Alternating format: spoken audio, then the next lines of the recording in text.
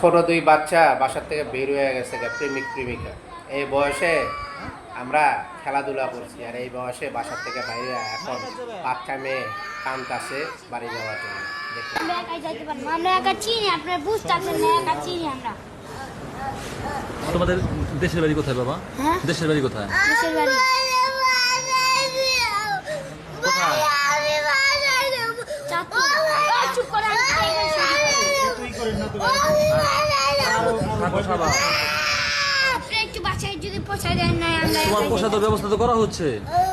তুমি তো এখন একটা জায়গায় পরিস্থিতি যাচ্ছে, বাবার লোক আসতেছে, খারাপ হচ্ছে।